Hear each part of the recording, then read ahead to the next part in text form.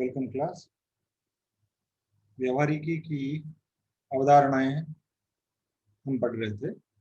इसी क्रम में आज हम पढ़ेंगे अभिप्रेरण की अवधारणा, या जिसे हम कंसेप्ट ऑफ मोटिवेशन कहते हैं। तो सबसे पहले हम बात करते हैं कि मोटिवेशन से हमारा क्या अभिप्राय है। तो इसको हम मोटिवेशन को हम कह सकते हैं कि किसी जंतु की मानसिक दशा, चाहत यानी कि अर्ज, इंटरनल अर्ज जिसे हम कहते हैं, या किसी व्यवहार को करने की तत्परता, इसे हम अभिप्रेरण कहते हैं। मोटिवेशन इसे हम कहते हैं। मोटिवेशन शब्द का प्रयोग हम इससे भिन्न अर्थों में काम में लेते रहते हैं कि भाई I am feeling motivated to do this work. ये उससे थोड़ा सा अलग प्रकार का है कि हमारी जो मानसिक दशा है, या हमारी किसी कार्य को करने की या किसी व्यवहार को करने की तत्परता के लिए हमारे अंदर जो इंटरनल अर्ज होती है, उसे हम अभिप्रेरण कहते हैं। दूसरी चीज कि ये एक प्रकार का जन्मजात व्यवहार है, जैसे भोजन करना, पानी पीना या लैंगिक व्यवहार। इनकी एक अभिप्रेरण की दर होती है, जो कि सभी जंतुओं में किसी विशिष्ट चाहत के लिए एक अभिप्रेरण की दर होती है। इससे हमारा क्या अभिप्राय है कि यदि कोई व्यवहार हो जाता है, कर लिया जाता है, तो उसके बाद अभिप्रेरण की दर कम हो जाती है, जो कि कुछ समय के बाद वापस तेज हो जाती है। जैसे हमने ये कहा कि फीडिंग या भोजन करना जो है वो एक प्रकार का आपका व्यवहार है, और जब आपको भूख लगती है तब भोजन करेंगे, और भोजन करने के बाद में जब, जिसको हम कहते हैं कि तृप्ति हो जाती है, तब आपका भोजन के प्रति व्यवहार जो है वो भिन्न हो जाएगा। तो उसमें कुछ समय बाद आपको वापस भूख लगेगी, और उसमें फीडिंग जो है वापस आप करने लगेंगे। तो भूख और तृप्ति की स्थिति में भोजन के प्रति व्यवहार जो है वो भिन्न होता है। किस प्रकार से? इसको हम इस प्रकार से समझें कि जब भूख लगती है तो हमारे में भोजन की प्राप्ति की अर्ज या चाहत जो है वो अपने मैक्सिमम पर होती है, और जब आपने भोजन की प्राप्ति कर ली है और भोजन कर लिया है, तब एक तृप्ति की अवस्था आती है, जिसमें कि उसके बाद हम फर्दर फीडिंग जो है वो नहीं करते हैं। तो उसके बाद में अगर आपको भोजन और भी मिलेगा, तो प्राणी जो है उस भोजन को नहीं खाएगा। तो भूख की जो स्थिति है वो डिपेंड करती है, वो उस पर निर्भर करता है कि आपका भोजन के प्रति व्यवहार जो है वो किस प्रकार का होगा। तो इसके फिजियोलॉजिकल बेसिस क्या है, मोटिवेशन का कार्य की आधार क्या है? तो हमारे मस्तिष्क में जो हाइपोथैलेमस है और जो सेरिब्रल कॉर्टेक्स है, उसमें व्यवहार, प्रत्येक व्यवहार के लिए, प्रत्येक इस प्रकार के व्यवहार के लिए एक दो सेंटर जो है वो वहां पर होते हैं। एक को हम संतृप्त और दूसरे को उत्तेजना केंद्र जो है वो कहते हैं। तो किसी भी प्राणी का आंतरिक दशा किस प्रकार की है, इसका मापन जो है वो संभव नहीं होता है। तो भिन्न स्थिति में हम किसी प्राणी के सामने विभिन्न स्थितियां रखते हैं, और उसमें उस क्रिया को करने की जो क्षमता है उसकी, या जो इच्छा है, जो चाहत है उसकी, उससे हम उस व्यवहार को करने की अभिप्रेरण क्षमता का अनुमान जो है हम लगाते हैं। तो इसमें भोजन के लिए जो ड्राइव है हमारी, जिसको हम हंगर ड्राइव कहते हैं, इसी तरह से पेरेंटल केयर और सेक्सुअल एंड एग्रेसिव बिहेवियर, आक्रामकता की क्षमता को विभिन्न परिस्थितियों में प्रयोग के द्वारा माप लिया गया है। यानी इनको मेजरमेंट इनका कर लिया गया है कि किस प्रकार से ये ड्राइव्स जो है वो होती हैं। जैसे एक उदाहरण लेते हैं हम यहाँ पर कि हम ड्राइव को किस प्रकार से नापते हैं। जैसे हमने फीडिंग बिहेवियर के लिए जो ड्राइव है उसको हम कुछ कारकों के आधार पर मापते हैं। जैसे भोजन सामग्री की मात्रा। भोजन सामग्री की मात्रा से हमारा क्या मतलब है कि प्राणी ने कितना भोजन जो है वो कंज्यूम किया है, उसके आधार पर हम उसके अभिप्रेरण की मात्रा को नाप सकते हैं। यदि उसने बहुत अधिक मात्रा में भोजन जो है वो कंज्यूम किया है, इसका मतलब उसके अभिप्रेरण का स्तर जो है वो अधिक था। या भोजन की ओर आकर्षण से, जितना वो भोजन की ओर अधिक आकर्षित होगा, इसका मतलब उसमें हंगर ड्राइव जो है वो अधिक है, या उसका मोटिवेशन लेवल फीडिंग बिहेवियर के लिए अधिक है। इसी तरह से कुछ प्रयोगों में, जिसमें हम बाद में देखेंगे इसके बारे में, कि कुछ प्राणियों को भूखा रखा जाता है, मान लीजिए कि, और भोजन का सोर्स जो है वो उनको नजर आ रहा है, लेकिन उस सोर्स तक पहुंचने के लिए जब वो उस रास्ते पर जाते हैं तब उन्हें इलेक्ट्रिकल शॉक जो है वो उस एक्सपेरिमेंटल सेटअप में दिए जाते हैं। तो उस भोजन तक जाने के लिए प्राणी कितनी मात्रा की विद्युत तरंगों को सहन कर सकता है, इससे हमें पता लग सकता है। जैसे कि अगर उसको ज्यादा भूख नहीं है और भोजन उसको नजर आ रहा है, तो वो भोजन की तरफ बढ़ने की कोशिश करता है और उसे करंट लगता है, तो वो भोजन की ओर अगर नहीं जाता है, इसका मतलब उसका अभिप्रेरण या मोटिवेशन जो है वो भोजन के लिए उतना नहीं है कि वो करंट को भी सहन कर ले।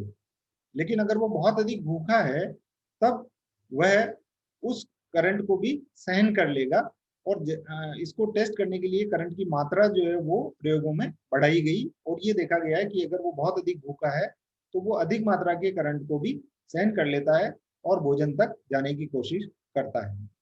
इसी तरह से एक और कारक जो है वो हो सकता है कि भोजन प्राप्ति के लिए लीवर को दबाना।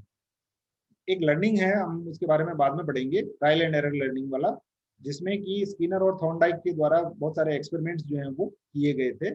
उसमें उन्होंने ये देखा था कि किसी भूखे चूहे को पिंजरे में रखने पर एक्सीडेंटली अगर वो किसी लीवर को दबा देता है, तो इनसाइट लर्निंग है ये, तो उसको भोजन की प्राप्ति होती है। तो वो ये चीज समझ लेता है कि लीवर को दबाने से भोजन मिल रहा है, तो वो जितना भूखा होगा उतना ही तेजी से वो लीवर को दबाता है। यानी उसकी प्रति मिनट लीवर दबाने की जो प्रक्रिया है वो बढ़ जाती है। तो जितना ज्यादा भूखा होगा उतना ही ज्यादा बार वो लीवर को दबाने की कोशिश करेगा। और एक और तरीका है कि बिटर फूड हो, अगर भोजन जो है वो बेस्वाद हो या कड़वा हो, और फिर भी अगर प्राणी उसको खा रहा है, इसका मतलब उसकी हंगर ड्राइव जो है वो बढ़ी हुई है, और उसका मोटिवेशन लेवल जो है फीडिंग बिहेवियर के लिए बहुत अधिक हो रखा है। तो इन कारकों के द्वारा हम नाप सकते हैं कि हंगर ड्राइव जो है वो कितनी इसमें है। ओके, तो अभिप्रेरण की विभिन्न प्रावस्थाओं के बारे में अगर हम बात करें, तो इसमें हम 3 प्रावस्थाओं में हम इसको डिवाइड कर सकते हैं। कि जैसे इन प्राणी ने भोजन कर लिया है, तो उसके बाद में फीडिंग के प्रति उसकी रुचि कम हो जाती है। अब यहाँ से स्टार्ट करते हैं हम कि जैसे जैसे समय निकलता है और उसमें भूख की वृद्धि होती है, तो वो क्या करेगा, भोजन को खोजेगा, इन सर्च ऑफ फूड। तो वस्तु को खोजने की प्रावस्था, सबसे पहली प्रावस्था क्या हो जाएगी, वस्तु को खोजने की प्रावस्था। कि जब उसको भूख लगती है तो वो भोजन को ढूंढेगा। दूसरी प्रावस्था में जब उसको भोजन मिल जाता है, तब जैसे कि उसका मोटिवेशन लेवल जो है वो हाई हो गया है, तो वो भोजन को ढूंढेगा। जैसे हमने यहाँ पर एक भोजन का व्यवहार जो है वो लिया है, तो वो अपने गोल को, यानी यहाँ इस केस में भोजन की अवस्था में फीडिंग बिहेवियर में गोल क्या हो जाएगा उसका, फूड। तो सर्च करेगा वो उसको, और उसका फिक्स एक्शन पैटर्न जो है वो उसके बाद होगा कि वो किस प्रकार से भोजन करता है। फिक्स एक्शन पैटर्न यहाँ किस प्रकार से काम करेगा, जैसे अगर हम प्रीडेटर्स की बात करते हैं तो उनमें फीडिंग का जो बिहेवियर है वो स्पेसिफिक होता है। जैसे बिल्ली के द्वारा चूहे को मार करके खाना, उसका हमेशा एक सेट पैटर्न होगा कि वो इस प्रकार से उसको मारेगी और खाएगी। इसी प्रकार से अगर हम शेर या चीते की बात करें कि वो अपना शिकार जो है किस प्रकार से पकड़ता है, तो उसका भी एक फिक्स्ड पैटर्न होगा। तो ये भी एक फिक्स्ड एक्शन पैटर्न है। तो इसके कारण से क्या होगा कि वो वस्तु की ओर उसका अभिविन्यास होगा और उसका वो उपभोग करेगा। जैसे कोई प्रीडेटर एनिमल है, उसको अपना प्रे या शिकार जो है वो नजर आता है, तो वो उसका पीछा करके, और जैसा हमने लिखा fixed action pattern and goal achieve, कि उसके बाद में यहाँ क्या मतलब हुआ उसका, उसने अपने शिकार करने की विधि से अपना शिकार किया और भोजन जो है वो कर लिया, यानी उसका जो गोल था वो उसने अचीव कर लिया। अब इसके बाद क्या होगा, संतृप्ति की अवस्था आ जाएगी कि जब वो भोजन कर लेगा तब उसका जो मोटिवेशन लेवल है वो डिक्रीज हो जाएगा, भोजन के प्रति मोटिवेशन लेवल जो है वो डिक्रीज हो जाएगा, फॉल इन मोटिवेशन लेवल। और उसके बाद में एक संतृप्ति की अवस्था जो है वो आ जाती है, जिसको हम फेज ऑफ क्वेश्चंस कहते हैं।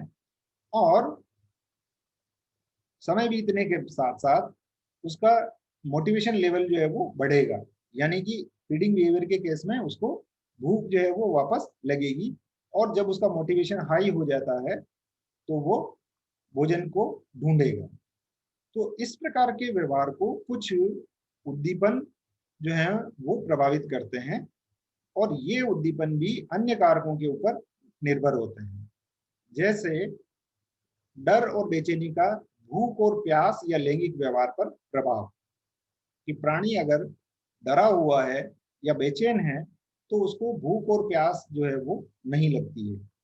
जैसे मान लीजिए कि आपको प्यास लग रही है और आप जंगल में पानी ढूंढ रहे हैं, और उसी समय पर आपको लगता है कि कोई प्रीडेटर एनिमल जो है, जैसे कि शेर जो है वो है, या शेर की आवाज आ रही है, आपके सामने पानी भी है, वहां पर पानी का तालाब जो है, कोई सोर्स है पानी का वहां पर, लेकिन अगर आप वहां पर बैठे हुए शेर को देखते हैं, या आपको लगता है कि शेर जो है वो हमारी तरफ देख रहा है या हमारी तरफ बढ़ रहा है, तो आपको प्यास जो है वो बंद हो जाएगी और आप वहां से फ्लीइंग बिहेवियर जो है वो शो करेंगे, कि आप वहां से भागने की आप प्रयास करेंगे। इसी प्रकार से जो लैंगिक व्यवहार है उसमें भी कमी आ जाती है, कि जैसे मान लीजिए कि आपका हिरण या चिंकारा जो है वो अगर लैंगिक व्यवहार कर रहे हैं और उसी समय पर चीता जो है वो वहां पर आ जाता है, तो वो अपने लैंगिक व्यवहार को छोड़ करके और बचने की कोशिश जो है वो करेंगे। ओके,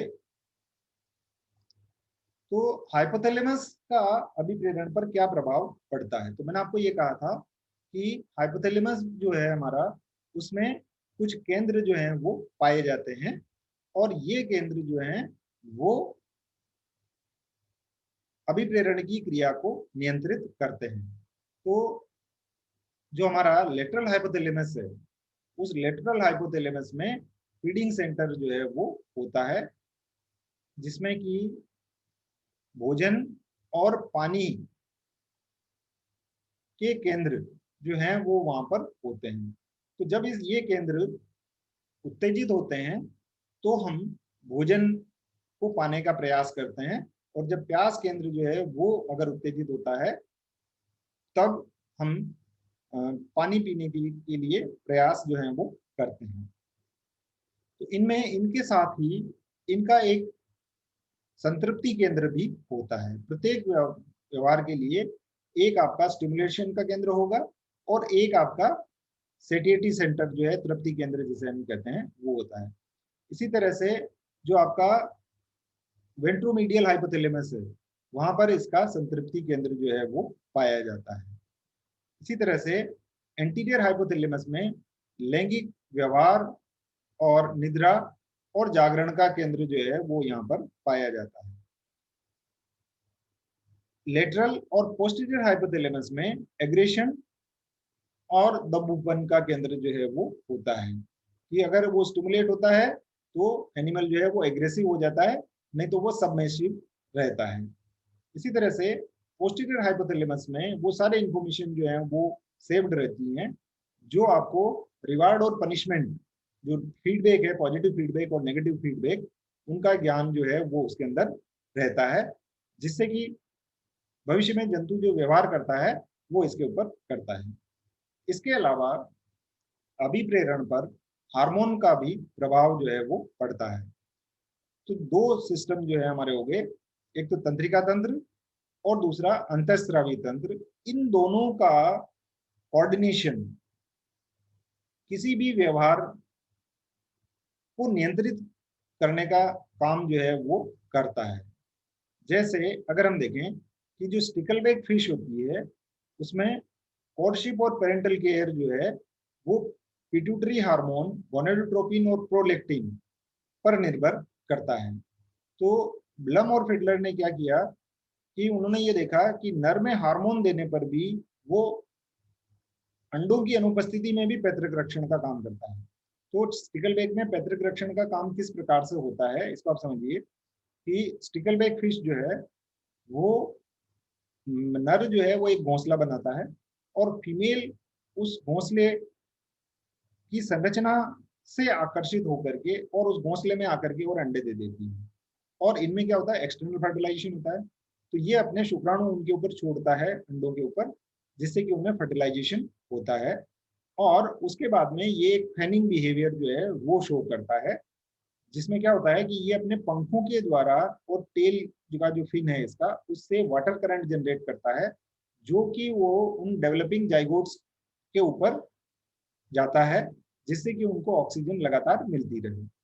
तो ब्लम और फिडलर ने क्या एक्सपेरिमेंट किया कि मेल में को उन्होंने क्या किया कि उसको ये हार्मोन जो है वो दे दिए। तो हालांकि उस समय पर अंडे नहीं थे, लेकिन फिर भी वो इस प्रकार के व्यवहार को प्रदर्शित करता है, जैसे कि वो अंडों के ऊपर जल की धारा को अपने पंखों से लगातार बना रहा है। तो क्योंकि उस समय पर उसमें जो हार्मोन का स्तर है उसने उसको मोटिवेट किया, उसका मोटिवेशन लेवल जो है वो उसके कारण से हाई हुआ है, और उसके कारण से वो इस प्रकार का काम जो है वो कर रहा है। ओके, जैसे यहाँ पर बताया हमने, यहाँ पर एक ये कि देखिए ये आपका फीमेल है और ये मेल है, तो ये इसको आकर्षित करता है और इसके द्वारा बनाए गए घोंसले तक लेकर के और आता है। तो फीमेल जो है वो यहाँ पर इसके अंदर आकर के, और यहाँ लिखा हमने फीमेल स्पॉन्स एंड लीव, कि फीमेल जो है वो यहाँ आकर के और अंडे दे करके और चली जाती है। Then male enters nest and fertilize the egg. Male अब इस नेस्ट, ये जो नेस्ट बनाया हुआ है इसके अंदर आता है, और उसके बाद में वो इसके आसपास ही रहता है, और अपने तेल और इसके फीदर से ये क्या करता है, एक वाटर करंट जनरेट करता है, जो कि इसके अंदर होकर के और लगातार बाहर निकलती है, जिससे कि इसके अंदर जो फर्टिलाइज्ड एग हैं उनको ऑक्सीजन लगातार मिलती रहे और उनका डेवलपमेंट जो है वो लगातार चलता रहे। ओके, इसके बाद हम आ जाते हैं हमारे अगली अवधारणा पर, जिसको हम कंसेप्ट ऑफ लर्निंग कहते हैं। ये एक बहुत ही इंपॉर्टेंट टॉपिक है एग्जामिनेशन पॉइंट ऑफ व्यू से। लर्निंग के ऊपर एक बड़ा क्वेश्चन जो है वो पूछा जा सकता है, और छोटे क्वेश्चन तो इसमें कहीं पर भी हर टाइप लर्निंग की जो है उसमें पूछे जाते हैं। तो आपका अगर बड़ा क्वेश्चन आता है तब इसमें लर्निंग के सारे कंसेप्ट जो हैं उनको आपको बता करके और डिस्क्राइब करना होता है। तो सबसे पहले इसकी परिभाषा की बात करें हम यहाँ पर, तो थॉप ने इसकी बहुत एक अच्छी परिभाषा दी है, बहुत शॉर्ट एंड स्वीट परिभाषा है इसकी ये, कि any change in behaviour as a result of experience is known as learning. यानी any change in behaviour as a result of experience is known as learning. इसका मतलब क्या हुआ कि थॉर्प के अनुसार प्राणी के व्यवहार में अनुभव के कारण हुआ परिवर्तन व्यवहार कहलाता है। जैसे इस उदाहरण के द्वारा आप अच्छी तरह से इसको समझ जाएंगे कि जापानी मकाक, जो कि वहां पर छोटे छोटे अलग सेपरेटेड टापू पर रहते हैं, उसमें क्या हुआ कि एक्सीडेंटली एक बार एक मकाक जो है वो जो स्वीट पोटैटो है उसको खा रहा था, तो वो उसके हाथ से पानी में गिर गया और उसके बाद उसने उसको वापस खाया। तो पानी में गिरने की वजह से उस स्वीट पोटैटो पर से मिट्टी जो है वो हट गई और जब उसने उसको खाया तो उसका टेस्ट उसको अच्छा लगा, क्योंकि पहले जब वो खा रहे थे तो उसमें मिट्टी की भी थोड़ी मात्रा जो है उसके अंदर रहती थी। तो उसने इस चीज को सीख लिया कि भाई अगर हम इस आलू को पानी में डाल करके और वापस निकाल करके खाएंगे तो ये स्वाद अच्छा लगेगा। तो वो इस प्रकार की क्रिया लगातार करने लग गया। उसको देख करके उस टापू पर रहने वाले सभी मकाक या जापानी मकाक जिसकी हम बात कर रहे हैं, बंदर जो है, उन्होंने इस व्यवहार को सीख लिया। इसी तरह से एक दूसरा उदाहरण जो है वो है कि कौड़ जो है वो हर एक, मैंने पहले भी जिक्र किया था इसका, कि वो गतिशील जो भी ऑब्जेक्ट उसको नजर आता है उसके ऊपर वो झपट करके उसको खाने की कोशिश जो है वो करता है, कीट पतंगों को इस तरह से। तो जब वो पहली बार मिलीपीड को पकड़ता है, तो मिलीपीड को जब वो पकड़ा जाता है तो वो मिलीपीड क्या करता है, उसके लेटरल साइड पर पॉइजन ग्लैंड्स होती हैं, जिससे कि वो पॉइजनस सब्सटेंस जो है वो सिक्रीट करता है और उसका जो बिटरनेस है उसकी वजह से उसके मुंह में जलन होती है और वो उसको जल्दी से छोड़ देता है। तो धीरे धीरे वो अपने एक्सपीरियंस से ये सीख जाता है कि ये मिलीपीड है और उसको नहीं खाना है। इसी तरह से निकोटिन बर्गन ने एक एक्सपेरिमेंट किया था जिसमें उन्होंने मादा ततैये के द्वारा बिल की जो स्थिति है वो किस प्रकार से जानती है, इसका एक एक्सपेरिमेंट उनके द्वारा किया गया। एक बहुत अच्छा एक्सपेरिमेंट है, इसको आप देखिए यहाँ पर डायग्रामेटिकली हम इसको दिखाते हैं। ये एक्सपेरिमेंट है, इसका देखिए। तो ये क्या, डिगर वेस्ट कहते हैं इसको, जो कि भूमि के अंदर एक छोटा बिल बना करके और रहता है। तो ये क्या करता है कि उड़ करके आता है और पहले एक चक्कर लगाता है और फिर ये नेस्ट के अंदर एंटर हो जाता है। तो इन्होंने क्या किया कि इसके अंदर जब ये नेस्ट के अंदर था तो इसके चारों, नेस्ट के चारों तरफ ये पाइन के कोन्स, पाइन के शंकु जो है वो रख दिए। तो उन्होंने ये देखा कि जब ये ततैया बाहर निकलता है तो ये क्या करता है, एक राउंड लगाता है यहाँ पर अपने घोंसले के चारों ओर और फिर अपने भोजन की तलाश में चला जाता है। और जब ये वापस आता है तब भी ये चक्कर लगा करके और फिर इसके अंदर एंटर करता है। तो जब ये ततैया यहाँ से बाहर निकला और भोजन को खोजने के लिए गया तो उन्होंने क्या किया कि इसके नेस्ट से हटा करके और इन पाइन कोन्स को नेस्ट से थोड़ा दूरी पर इसी प्रकार से एक गोलाकार चक्कर के अंदर रख दिया। तो उन्होंने ये देखा कि जब ये वापस आता है तो वो उन पाइन कोन्स को ढूंढता है और उसके बीच में प्रवेश करने की कोशिश करता है, जबकि इसका नेस्ट जो है वो यहाँ पर इतनी दूरी दूरी पर है। ठीक है, तो इसने अपने नेस्ट को किस कैसे पहचाना, पहचानने का प्रयास किस प्रकार से करता है ये, कि वो उसके जो चारों तरफ की सराउंडिंग्स में जो मार्किंग्स हैं उनको देख करके और अपने नेस्ट की लोकेशन को पहचानने की कोशिश करता है। इसी प्रकार का, लगभग इसी प्रकार का मिलता जुलता व्यवहार हम भी करते हैं। आप लोगों ने ये नोटिस किया होगा कि जब आप कभी किसी, जैसे अपने यहाँ मेला लगता है, वो भास्कर और पत्रिका वाले जो मेला लगाते हैं यहाँ पर, तो वहां पर हम अगर अपनी बाइक लेकर के गए हैं, है ना, आपने इस चीज को आगे से महसूस करना, आप भी अननोइंगली आप भी ऐसा ही कर रहे हैं। तो हम क्या करते हैं कि हमारी बाइक जहाँ खड़ी की है हमने, हम चारों तरफ देखते हैं, अच्छा ये बोर्ड है, इस बोर्ड के पास में हमने बाइक खड़ी की है। और क्योंकि जब बाद में आप वापस आते हैं तो वहाँ इतनी सारी बाइक्स जो है वो खड़ी हुई होती है कि अपनी बाइक ढूंढने में हमें परेशानी होती है। तो हम क्या करते हैं, उस मार्ग को ध्यान में रखते हैं कि हाँ इसके पास में ये लगी हुई है। या जैसे हम ये देख लेते हैं कि हाँ यहाँ पर ये जो गेट है, इस गेट से थोड़ा सा पहले हमने यहाँ पर गाड़ी खड़ी करी थी, तो हम सीधा उस बोर्ड को देखते हुए वहां पर अपनी बाइक के पास में जाते हैं। बिल्कुल ये सेम उसी प्रकार का व्यवहार है कि अब इन मार्किंग के द्वारा वो उनको पहचानने का प्रयास जो है वो कर रहा है। ओके, इसके बाद हम आ जाते हैं अधिगम के प्रकार। तो ये जो चार्ट है, इस चार्ट को आप अच्छी तरह से याद कर लीजिए कि थॉर्प का क्लासिफिकेशन है ये, अधिगम या लर्निंग कहा जाता है इसको। उन्होंने कहा कि लर्निंग जो है वो दो प्रकार की होती है, एक प्रतिबंधित और दूसरी लचीला लर्निंग, फ्लेक्सिबल लर्निंग। प्रतिबंधित में केवल एक ही प्रकार है, वो है अध्ययन करना। यानी प्रतिबंधित में क्या हुआ कि एक बार इस चीज को सीख लेने के बाद में आपने कोई बिहेवियर लर्न कर लिया है तो उसमें कोई चेंज जो है वो नहीं होता है। जबकि जो फ्लेक्सिबल लर्निंग है उसमें एक्सपीरियंसेस के साथ साथ आपका चेंज जो है वो आता रहता है। इसमें 6 प्रकार हैं और एक ही हो गया, तो 7 प्रकार की लर्निंग जो है वो होती है। और एक एक करके और हम आने वाली क्लास में इनके बारे में डिटेल से बात करेंगे। सबसे पहला है आपका हैबिचुएशन या स्वाभाविकरण। दूसरा आपका चिर प्रतिष्ठित प्रानुकूलन क्लासिकल कंडीशनिंग। इनको आप उदाहरणों से याद रखना। जैसे मैं इसको किस प्रकार से याद रखता हूँ कि इम्प्रिंटिंग में जो आपका लोरेंज और गीज का जो है उससे हम इसको करके और एक्सप्लेन कर सकते हैं। हैबिचुएशन में स्नेल का एग्जांपल याद रखिए, और चिर प्रतिष्ठित प्रानुकूलन क्लासिकल कंडीशनिंग में इवान पावलोव का प्रयोग, और जांच और भूल में आपका ट्रायल एंड एरर लर्निंग में मेज लर्निंग, और एक लेटेंट लर्निंग। लेटेंट लर्निंग में भी मेज में ही लर्निंग जो है वो होती है। और एक होती है इनसाइड लर्निंग। इनसाइड लर्निंग में आप ध्यान रखिए, जो कॉलर का जो एक्सपेरिमेंट था चिंपैंजी और केले वाला एक्सपेरिमेंट, और फिर लास्ट में एक बच जाता है रीजनिंग का, ये हाईएस्ट ऑर्डर की होती है। तो इस तरह से ये 6 लर्निंग जो है आने वाली क्लास में हम इनको सबको पढ़ेंगे, और नेक्स्ट क्लास में आपका ये चैप्टर जो है वो हम पूरा करने का प्रयास करेंगे। और इसकी एक क्विज भी बना करके दूंगा मैं आपको, और उसको भी आप अटेम्प्ट करें।